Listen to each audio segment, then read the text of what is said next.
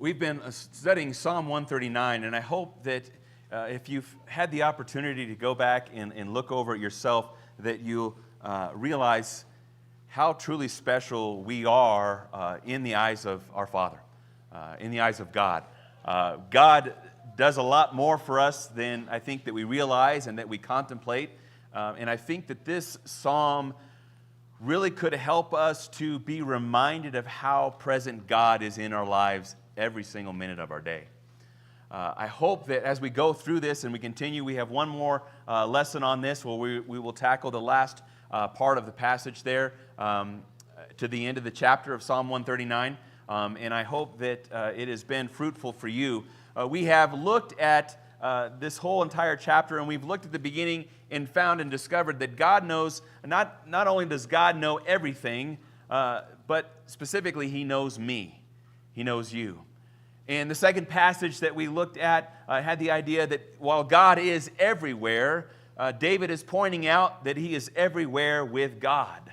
And so that we're not alone, that God is not only, we think of God as maybe sometimes out of the realm of our comprehension and understanding, and God may be a great distance from us.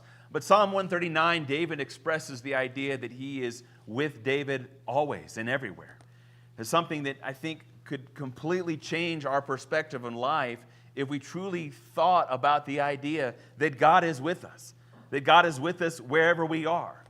And so David then takes these two things, that he knows everything and he's everywhere with me, and we start looking at this next passage here about how God is now, we looked at, while God is certainly personal God in all these other passages that we've seen, we see it here, I think, even more so. In these first few verses here of chapter 13, verses 13, it says, "For you formed my inward parts. You wove me in my mother's womb. I will give thanks to you, for I am fearfully and wonderfully made. Wonderful are your works, and my soul knows it very well." Now, David understands the idea of how procreation happens, right? He understands that he has come from his father and his mother. He knows that that is how God put things together and how God created things. But David is looking beyond this here and knows really the creative part of who God is and how personal God is with each and every one of us. And so he says, "You formed my inward parts." We looked at this a few weeks ago and looked at it more from a design purpose in mind with this passage. But I want to look at it more in this lesson this morning on just the intimacy that we have with God and that God has with us. So it says, "You formed my inward parts." In the inward parts there, I doubt any of your translations have the word kidneys in it. But that is the word there for inward parts. And there's a couple of different things that I think are going on here. The idea of when the expression of kidneys in the ancient times, it really meant the seat of emotion, where your emotions, kind of in the bowels of your stomach, that's where your emotion. And so there's a couple of things. God created our emotions. God created our emotions, and I think that's sometimes something that we forget. But with each thing that God has given us, He's given us time to use those things. He's given us anger. He's given us the ability to cry and to be sad in those emotions. And so He knows that as He has constructed us, these emotions are needed. But also these emotions are things in which we can understand that are from God. He created us in His image. God, as we read through the Bible, we see has emotion. And so He made us with emotion. You also see there the next idea, or the inward parts I also wanted to mention again, could also have the idea of just the physical things within us. And I think this makes sense too with the next thing that he says here. It says, "You wove me in my mother's womb." Now the word wove there could also be translated cover. But the idea really is similar to what Job says. When Job says, "Did you not?" Now this is from verse 10. He's kind of asking a couple of questions here in verse 10. But the question idea that you see, "Did you not?" in verse 10 comes into verse 11. But the idea, he says, "Did you not clothe me with skin and flesh and knit me together with bones and sinews?" And so that's the idea of there, that word that we just had, wove, is the same word that is found in Job, clothe. And so what David is telling us that God is doing is God made our inward parts, but he also clothed those inward parts. He clothed them with skin and flesh, and he's going to talk about bones here in just a second. But he covered us. And so David, even at a time where, the science that we have and the understanding that we have is, of course, not what they understood back then, but they were a lot smarter than I think that we give them credit for. But there is this understanding that God created David.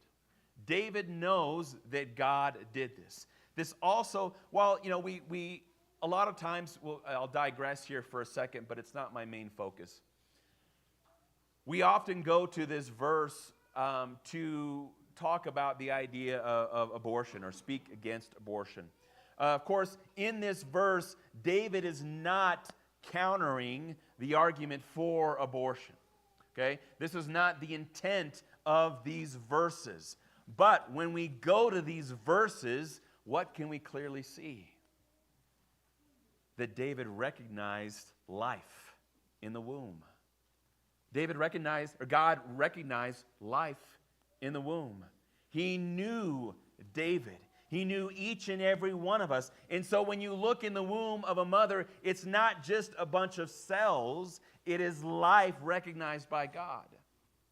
And so we must adopt that same recognition that God has for David, knowing David in his womb, in his mother's womb, and how God played a part in that. We do not have the authority over the right to destroy that which God created. So that is the time I will spend. That this lesson is not geared to that, but I figured I would mention that because I know a lot of us think about that when we come to this. But I think the important thing that David wants us to know, that God wants us to know, is the relationship and the intimacy that we have with the Creator, with God, with the all-knowing God, with the God that is everywhere. This great entity of God knows us personally and helped with the creation of us. So, as we mentioned, the next thing that I want us to see here, which I think I encouraged you guys to do this a while ago, but I encourage you to go and find your favorite verse or your favorite passage in the Bible and go and study out the words of that verse or passage. Go in and study the words specifically. Find out what their meaning is behind it. Because as we all know, if we've been a student of the Bible, we know that sometimes the English language doesn't always translate great from the Greek and the Hebrew. There's a lot more texture and color that's found in the original languages that helps to give us more understanding of those verses that we love. And I encourage you to do that because I anticipate that you'll love your favorite verse or passage even more when you understand more of the depth that's found there. But here's what I want to point out here in the divine artist that we have. For you, formed by inward parts, you wove me in my mother's womb. I will give thanks to you, for I am fearfully and wonderfully made. Wonderful are your works, and my soul knows it very well. So a couple of places that I want to spend time here. This wonderfully made here. The word there can be translated, and I really wish that maybe it would have been translated. It's translated, or could be translated, distinguished. Distinguished. So when we think about the creation of humanity, we are distinguished. We are distinguished from what? Really, the rest of creation. If you think about it, and I think the next verse here I've got in Genesis chapter 1, verse 26 and 27, then God said, let us make man in our own image, according to our likeness, and let them rule over the fish in the sea, and over the birds of the sky, and over the cattle, and over all the earth. At the beginning, when God created humanity, man and woman, He made them distinguished from the rest of creation. He created them on the sixth day. He created them to rule over the rest of the world. And so when David says here that I am wonderfully made, I think that part of it really is bringing us back to the beginning here, where David understands that humanity and himself is distinguished from the rest of his creation, from God's creation. Now, our culture and a lot of science that has the background, that has the foundation for evolution, wants to limit the distinction of humanity. That we are just evolved from the rest of the world. And that's in stark contrast to what David says here and what God and Moses says in Genesis chapter 1. We are distinguished. Remember, I did a lesson on when I had, the beautiful portraits of Steve and Kyle up there, that we are different. This is what David is saying here. I am distinguished. Have you ever thought of yourself as distinguished? God says you are, because it played a part in your creation, each and every one of us.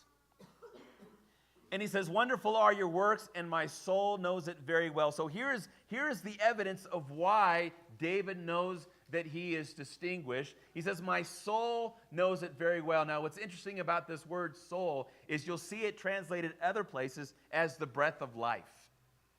It is life itself. David is saying, my life, my existence knows that. The fact that I exist, the fact that I am breathing, the fact that my soul is here alive, helps me to understand that the works that God has made are wonderful and are amazing. And I can view those, and I can see those, and I can comprehend. It is the idea of discernment. I can discern it. We can look into life and see that the works of God are amazing. And we are one of them. We are distinguished.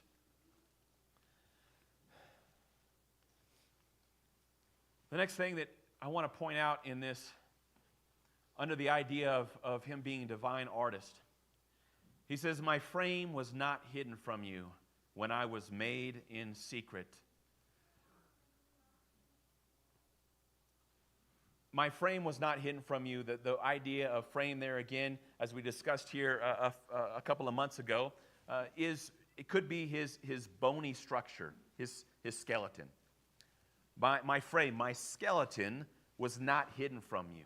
Okay, so the production of the bones. So we've got the inward parts, which could be your bowels, the organs, the things in which you have. You have the covering, our skin, the muscle, the connections between the cartilage, and now you have the bone structure that has been included in all of these things in which David is describing. And that God had a part in every one of those things. He says, and when I made in secret, the idea there, made, is fashioned. He fashioned these things together. When you look at the bone structure, the skeleton, you see design. You see purpose. And all of these things, when you see this, you can't help but understand that there must be a designer. And God, or David is saying, you fashioned me in secret. What does that mean? Well, he's going back, he's talking about the mother's womb. Back in ancient times, now it's not as much a mystery. But in the ancient times, it was a mystery how the baby was produced. They didn't understand production, sexual production, like we understand it today. They knew the process, but actually what happened after the process was really unknown. But they knew, and so from their mindset, God does this. How can anything else, how can anyone else but God do something like this? It was a mystery, but the mystery was God must have done this. God must have fashioned it. God made this happen. That was David's response. And it almost seems like now the more knowledgeable that we come, the further away we get from the idea that God must have done this. But the interesting thing about that is the more that we know about the body, the more complicated we realize it is. And why would that send us further from a designer and more to the accident? Accidents produce chaos. This is David speaking in his time and understanding, I was fashioned in secret. In my mother's womb, I was fashioned. And then this word, skillfully wrought in the depths of the earth. Your eyes have seen my unbored substance. So this is now going back to when David was, when oh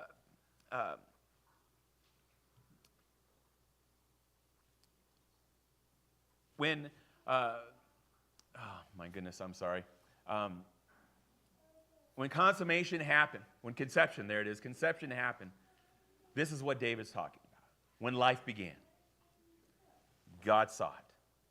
Before the framework, before the insides, before that idea of the covering of the skin, God knew David when conception happened. And that's that idea of an unformed substance. Now, what's interesting about this word skillfully wrought, I'm going to take you to another verse here that uses the same idea. This is when Moses is gathered around the people and he has asked the people to contribute anything that they could have. It was a free will offering of gold, of silver, of precious metals, of anything that they might be able to offer in order for them to have and build the tabernacle. To build the tabernacle. And this here is the court in which they're building within the tabernacle. And it says, for the gate of the court there shall be a screen of 20 cubits of blue and purple and scarlet material and fine twisted linen, the work of a weaver, with their four pillars and their 4 sockets. When you go back to this idea of skillfully wrought, this is this idea of weaving all of these colors together. As a skillful artist might do.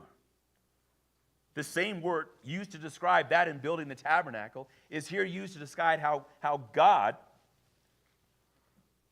skillfully wove David together. The idea of embroidering some magnificent tapestry, which is us. And if you look at the body, the human body, how amazing and complicated it is. It is nothing short of the work of an artist. And David uses these words, I think, intentionally. Through the inspiration of God, he uses these words intentionally for us to understand that there was design, there was beauty behind it. It took a skillful artist to create us. I don't know that we've probably ever looked in the mirror. Maybe you have, certainly not me, but maybe someone with a little more confidence, but looked and gone, wow, that's a beauty of a tapestry God made right there. That's exactly what he's done, though. Do you think you could all go home and do that now? Go look in the mirror and think about it in that way? And not how you behold beauty, but how God does. Because God beholds us beautiful, and he created us beautifully. And that is the idea of this word here. It is an artist's term. And so in the depths of the earth, your eyes have seen my unformed substance, and in your book were all written the days that were ordained for me, when as yet there was not one of them. In other words, God knew us before we were born, and he knows when we're going to die. That's how much intimate knowledge he has of our lives. He knew us at conception and before, and he knows when we are going to be on our deathbed and when we are going to be with him.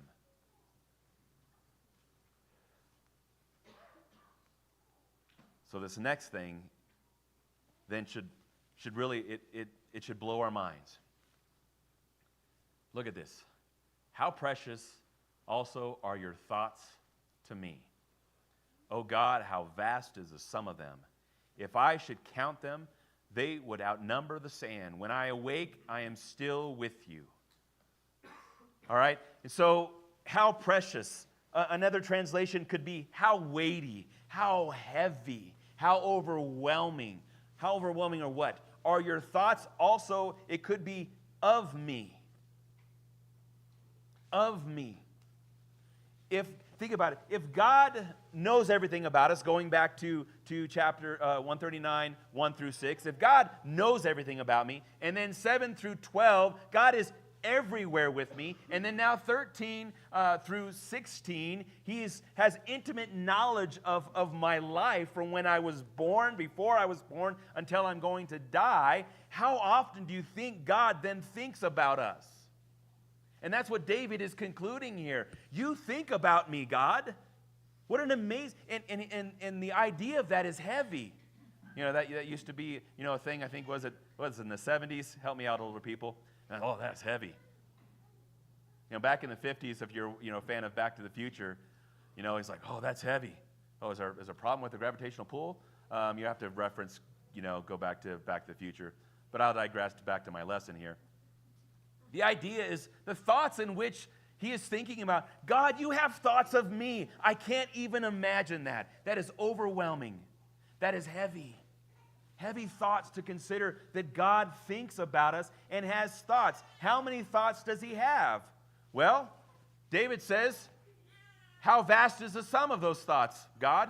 If I should count them, they would outnumber the sand. Where do we know that idea from?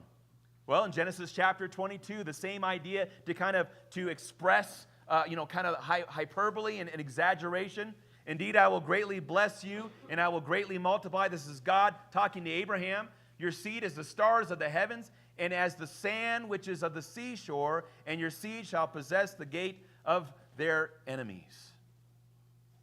When God was trying to express to Abraham his descendants, he used the stars of the sky, and he used the sand of the seashore. When David is trying to express the many thoughts in which God has of him, he says, if I should count them, they would outnumber the sand.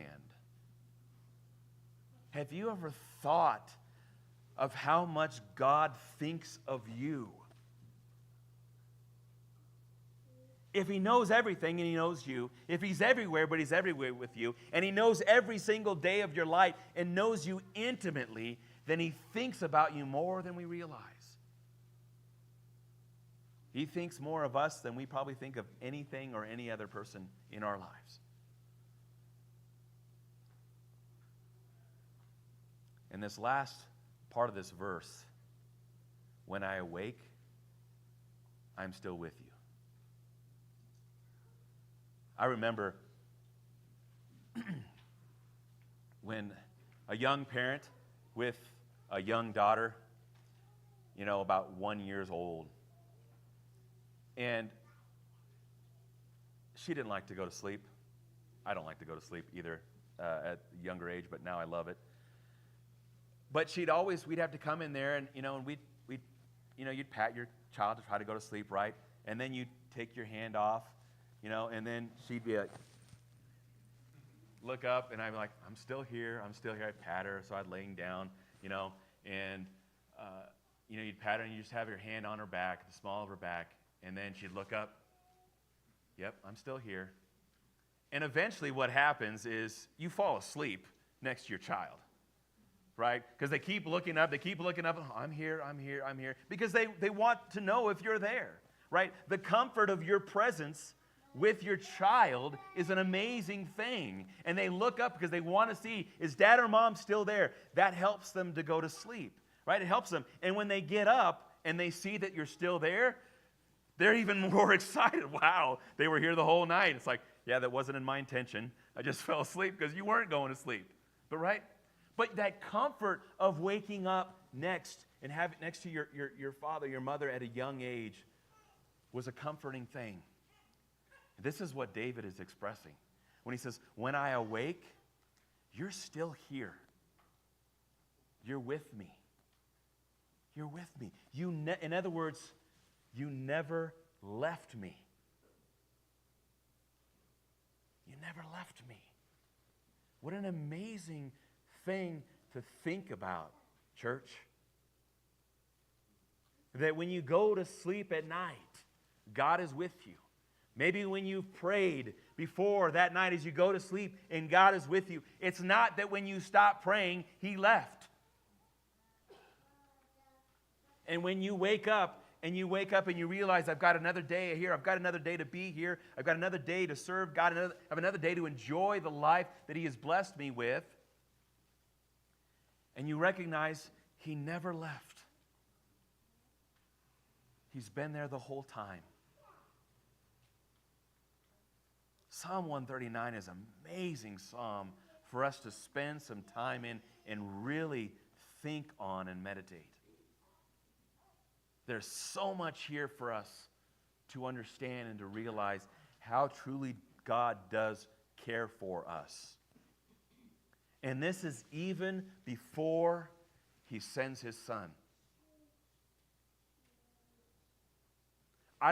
In David's perspective here,